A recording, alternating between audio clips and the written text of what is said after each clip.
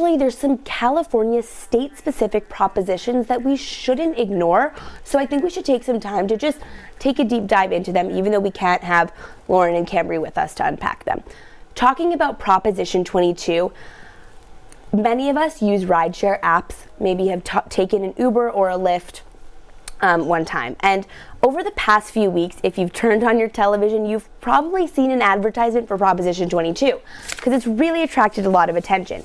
So Annenberg Media's Camilla Thirticus took a deep dive into the proposition and what it could mean for independent contractors and the future of ride sharing. Let's take The future of the gig economy is on the California ballot this November. Voters will decide how workers like Uber and Lyft drivers will be classified under California law. I'm Camilla Thirticus in South Los Angeles, and I spoke to 2 drivers for their thoughts on the measure. The ads on Proposition 22 are everywhere. Join me and hundreds of thousands of drivers in voting yes, yes, yes, yes on Prop 22. Vote no on Prop 22. One ride California doesn't want to take. Uber and Lyft and other companies that rely on drivers are spending a record $184 million to fund the Yes on Prop 22 campaign.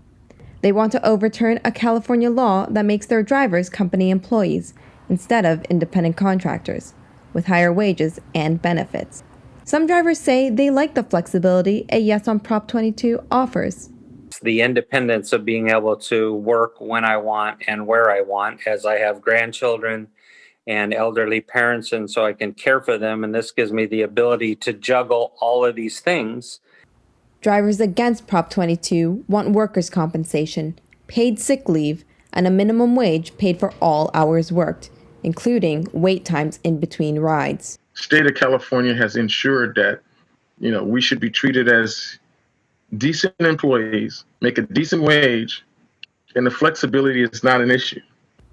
Opponents voting no argue the campaign money could have been spent on the employee benefits they're fighting for. This is a big, big corporation that spends lots of money. I mean, they're spending so much money to oppose this thing that all this money they spent could have been used to support their drivers, provide insurance, to, cover sick leave, all these little things that us drivers need. The model of being an employee for somebody like me who's retired and has a lot of other things you do just would not work. It simply wouldn't. No matter which side wins, the result of Proposition 22 will mark the end of a nearly 2.5-year battle between gig companies and the state. Hundreds of thousands of independent contractors in California uncertain of their future until then. For Annenberg Media, I'm Camilla Thirticus. So Proposition 22, Zoe, is one of those really interesting ones because both sides of the argument have weight and have logic to it. So if yes, it basically would allow, if a yes vote passed Prop 22, it would allow companies to treat app-based drivers, to treat Uber and Lyft drivers as independent contractors, not employees. There's a distinction there.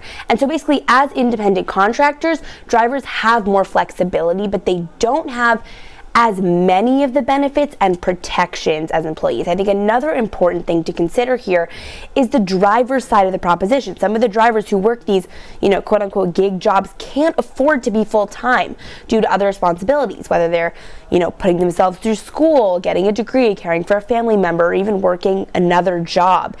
For these, drivers, they like the flexibility of being an independent contractor, which has total logic to it. But Uber has also said that 3/4 of the California drivers could be, it could be cut if these stricter laws are in place, and that's about 150,000 drivers.